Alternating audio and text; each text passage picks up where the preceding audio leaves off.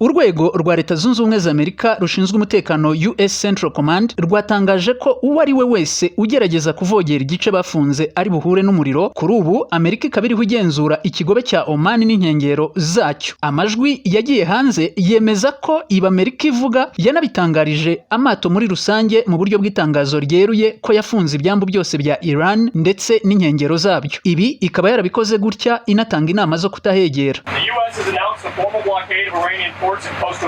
Leta Zunze Ubumwe za Amerika zatangaje ifungwa ry'ibyambu bya Iran n'inkengero zabyo mu buryo bweruye. Amato yose aragirwa inama yo guhita asubira inyuma niba yaganaga ku byambu bya Iran. Musubira inyuma kandi ntihagire ugerageza kuvogera igice twafunze. Amato yanga kubyubahiriza turayafata. Ingendo zose ziriho zijya cyangwa ziva ku byambu byose bya Iran mukate musubira inyuma. Ibyo gufunga ntawe tubisabira uburenganzira kandi bidakunze ku neza turaza gukoresha imbaraga. Igisirikare cya Amerika kirwanira mu mazi kiriteguye mu gihe byaba bibaye ngombwa.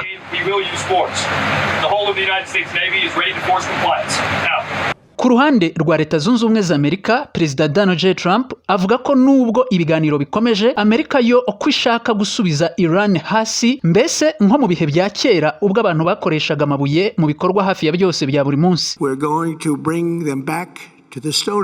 Tugiye kubasubiza mu bihe bya kera aho bakwiye. Hagati aha mu gihe ibiganiro bikomeje ubuyobozi buhinduke, gusa ntabwo ariyo ntego yacu kuko ntitwigeze tuvuga ngo ubuyobozi buhinduke, ariko n'ubundi byarabaye kuko abayobozi babo bakuru bose barapfuye.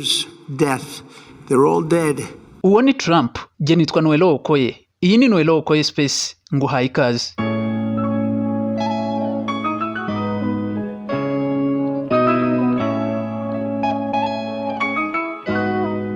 Mu gihe Leta Zunze Ubumwe za Amerika zikomeje gahunda yo gufunga umuhora wa Hormuz, Iran yo yamaze gutanga ubutumwa kuri Leta Zunze Ubumwe za Amerika bise ubwo kubaburira hakiri kare. Batangaje ko Leta Zunze Ubumwe za Amerika nibakomeza kwigira abapolisi b'uyu muhora ko nta yandi mahitamo Iran iza kubisigaranye usibye kubarasa ikarasa amato ya Amerika ari mu bikorwa byo gufunga umuhora. Nkuko twabigarutseho mu biganiro byacu byatambutse, ntabwo Leta Zunze Ubumwe za Amerika zishaka gufunga umuhora burundu, ahubwo barashaka gufunga ibyambu byose bya Iran. Ni ukuvuga ko nta mato Amerika ishaka kwajya cyangwa ava ku byambu bya Iran. Ibi byatangajwe n'uwahoze ari umuyobozi mukuru w'igisirikare cya Revolutionary Guard Corps IRGC witwa Mohsen, akaba n'umwe mu bafite ijambo rikomeye muri systeme y'igisirikare cy'iki gihugu cya Iran, akaba ari n'umujyanama w'umuyobozi w'ikirenga wa Iran. Uyu mutwe yarakuriye ni umutwe w'abasirikare kabuhariwe washinzwe nyuma y'impinduramatwara yo mu mwaka wa 1979 ushingwa kugira ngo urinde systeme ya Kiislamu muri iki gihugu cya Iran. Uyu mutwe ukaba ukorana bya hafi n'umuyobozi w'ikirenga, ukaba kuri ubu ufite ingabo zibarirwa hagati y'ibihumbi 150 n'ibihumbi 190. Uyu muyobozi akaba yavuze ko kuri ubu abasirikare ba Amerika bamaze kugera imbere muri uyu muhora wa Hormuz ndetse no mu nkengero zawo, kandi kwaha basa n'abigemuye kuko bamaze kugera neza muri zone ya misile zabo, ni ukuvuga aho byoroshye kubarasa. Mu magambo ye yagize ati, Mr. Trump wants to become the police of the Strait of Hormuz. Is this really your job?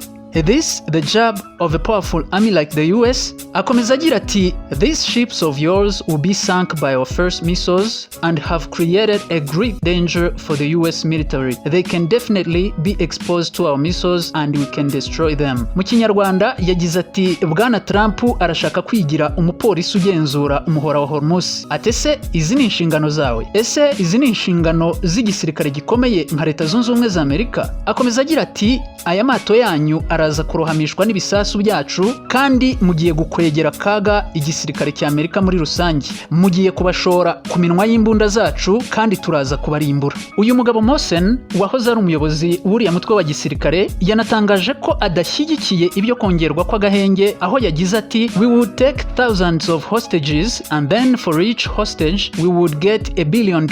I'm not in the favor of extending the ceasefire and this is a personal view. Ati impamvu ntashyigikiye iby'agahenge, ati dushobora gufata ibihumbi by'abasirikare bafashwe nk'imbohe z'intambara, hanyuma kuri buri musirikare tukajya tumucuruzamo miliyari y'idolari kugira ngo tumutange. Ati rero ntabwo jyewe nshyigikiye ibyo kongerwa kw'agahenge habe na busa. Ati kandi uko niko jye mbibona ku giti cyanjye. Ibi biriho biraba mu gihe byitwa ko hasinywe agahenge. Leta Zunze Ubumwe za Amerika kuri ubu zafunze umuhora, ariko ni ku mato yose yerekeza cyangwa ava ku byambu bya Iran. Iran nayo ku rundi ruhande iranenga ibikorwa bya Leta Zunze Ubumwe za Amerika inagaragaza uburyo itumva ukuntu Amerika igiye kwigira umupolisi w'isi. Umujyanama w'igisirikare cya Iran yavuze ko Amerika nihirahira kwataka Iran iciye ku butaka bizaba kwegera kaga karimo no gufatwa kw'imbohe nyinshi z'intambara. Urwego rwa Leta Zunze Ubumwe za Amerika rushinzwe umutekano US Central Command nyuma yo gutangaza itangazo rihagarika amato yose ajya cyangwa ava ku byambu bya Iran ko byubahirijwe nta wabirenzeho kugeza ubu. Ku ruhande rumwe ibiganiro birakomeje, ku rundi ruhande amagambo akomeye akomeje gutangazwa n'abayobozi bakomeye mu by'umutekano haba ku ruhande rwa Iran no ku ruhande rwa Leta Zunze Ubumwe za Amerika. Aho ibintu bigeze, intambwe Amerika yatera muri uyu muhora wa Hormuz ikayitera mu buryo butizwe neza cyangwa butitondewe ishobora gushyira mu kaga uburasirazuba bwo hagati tutibagiwe n'isi yose muri rusange. Ndagushimiye wowe wahisemo kubana nanjye muri iki kiganiro. Kora subscribe niba utarayikora kugira ngo ibiganiro byacu bijye bikugeraho bigisohoka. Kora like,